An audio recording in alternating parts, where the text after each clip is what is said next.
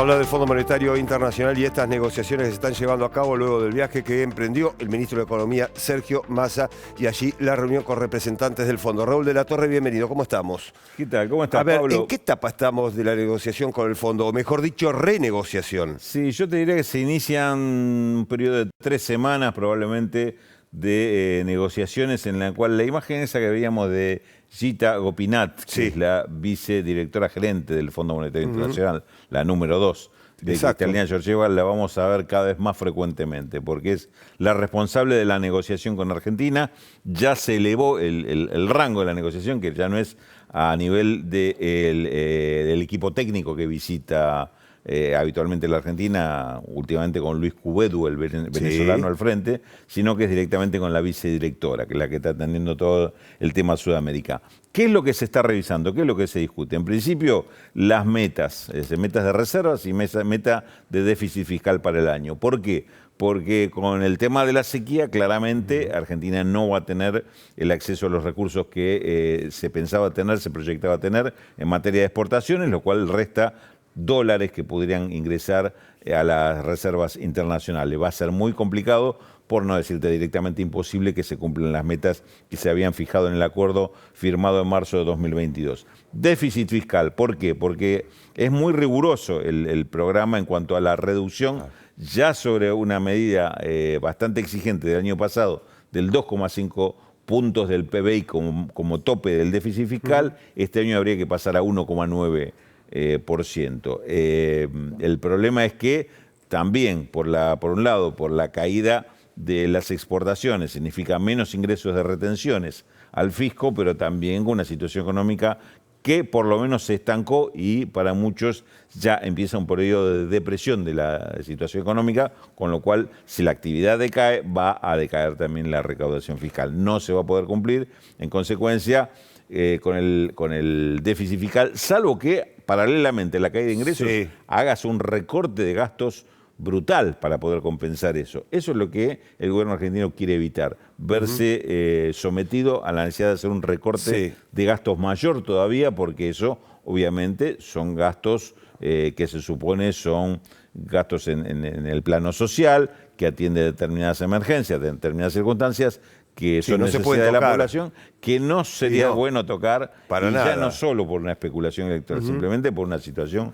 social que se pondría muy candente. Así que esas son las dos metas, en principio se discuten. También se habla del tema de los desembolsos del Fondo Monetario Internacional y a la par los vencimientos que hay con el mismo Fondo Internacional. Porque hasta ahora, como están diagramados, o por lo menos como está el cronograma para este año los desembolsos trimestrales que se hacen no alcanzan para pagar el total de vencimientos de capital más intereses que hay que pagar cada trimestre. Claro, te llega menos de lo que vos tenés que pagar. Claro, se revierte lo que pasaba el año pasado. Tal cual. El año pasado los desembolsos siempre cubrían eso y dejaban una diferencia. Ahora, ¿qué pasó? Ya hablamos en otro momento de lo que fue el ajuste de las tasas de interés en el mundo, las tasas de interés de la Reserva Federal, del Banco Central Europeo, del Banco de Inglaterra. Cuando aumenta la tasa de interés del fondo, porque tiene una parte variable que depende de eso. Eso significó, Pablo, nada menos que un aumento de 1.500 a 1.600 millones de dólares en los intereses que debe pagar este año Argentina al fondo. Por el aumento de estas tasas de la reserva. Simplemente por el aumento de estas tasas, con lo cual son 400 millones más por trimestre. Que no estaban previstos, lógicamente. No estaban previstos y ahí es donde los números empiezan a cambiar y a ser negativos para Argentina entre lo que ingresa del fondo y lo que hay que pagarle al fondo. Todo esto se está discutiendo y obviamente dentro de esto está, yo diría, de la otra parte, una consideración de cuál fue el impacto real de la sequía. Hay diferencias entre las estimaciones del fondo y las que presentó el gobierno argentino. Y por otra parte, ¿qué va a pasar con el tema del déficit fiscal? Porque hay sectores del fondo que obviamente desde la más cruda ortodoxia, por no decir porque de una situación ya de postura política, es, bueno, si tienen menos ingresos, recorten gastos y cierran los ojos como si fuese a las consecuencias sociales, claro.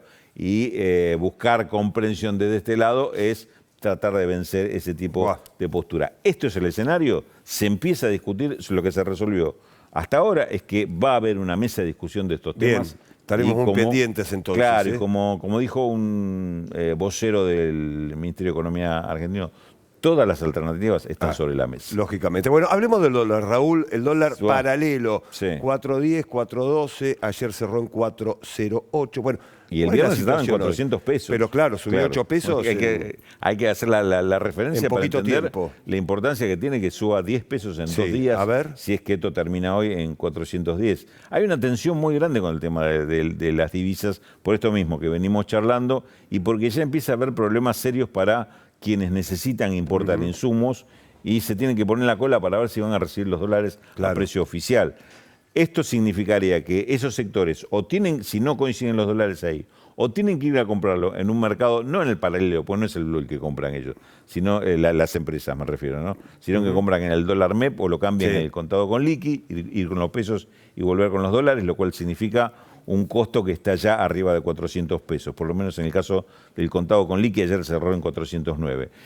El dólar MEP todavía está un poquito abajo. Está muy cerca igual, pero ya está muy cerca también. Sí, sí. Con lo cual, esto empuja también al blue. Es decir, el blue es una consecuencia de los demás. Así que es lo que le cobran al público, no por una cuestión de oferta y demanda, sino lo que le cobran al público por derivación de lo que pasa en el mercado mayorista.